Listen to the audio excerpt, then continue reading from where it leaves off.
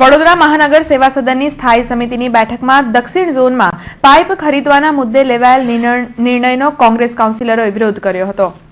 આજરોજ વડોદરા મહાનગર સેવા સદનની સ્થાયી સમિતિની બેઠક મળી હતી, જેમાં દક્ષિણ ઝોનમાં પાણીની નળીકાના કામ માટે પાઇપો ખરીદવાના કામને ટૂંકી મુદત માટે ફરી ભારપત્રક મંગાવવાનો નિર્ણય કર્યો હતો, જેનો વિપક્ષ નેતા ચંદ્રકાંત ભથ્થુ, કાઉન્સિલર ચિરાગ ઝવેરી સહિત કોંગ્રેસ કાઉન્સિલરે વિરોધ સાથે ચેરમેન ડોક્ટર હિતેન્દ્ર પટેલને ઉગ્ર રજૂઆત સાથે રોષ વ્યક્ત કર્યો હતો।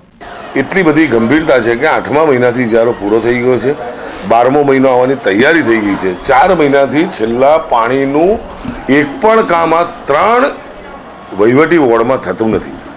એક બાજુ જાહેરાતો કરે છે સત્તાધારી પક્ષ કે ગરીબ માણસોને 1500 રૂપિયા ભરી વસાહતોથી માંડીને બધે પાણીના કનેક્શન આપવામાં આવશે।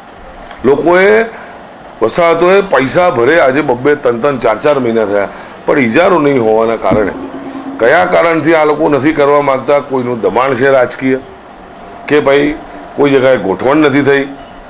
આ કારણને લીધે જો આ કામ રૂકતા હોય કે કોઈ કારણ ચેરમેન આપી શકે નથી। ભાવ વધારો છે તો જો તમે રિનવાઇટ કરશો તો અંતિ બી ભાવ વધારો આવશે તો ચેરમેન ભરવાના છે। કોઈ પણ જાતનો ખુલાસો આપ્યો નથી, ફક્ત ને ફક્ત કોઈ અંગત કારણોસર ને અંગત રાજકીય દબાણના કારણે આ કામ રોકવામાં આવ્યું હતું। એના માટે અમે રજૂઆત કરી અને અમારી રજૂઆત નાગરિકોની સુવિધા માટે છે। વડોદરા શહેરમાં પાણીની તકલીફમાં પડતી તકલીફોમાં પ્રેશર સુધારણા એ બી એની અંદર જ થાય છે, એટલા માટે અમે આ બાબતે ઉગ્ર રજૂઆત।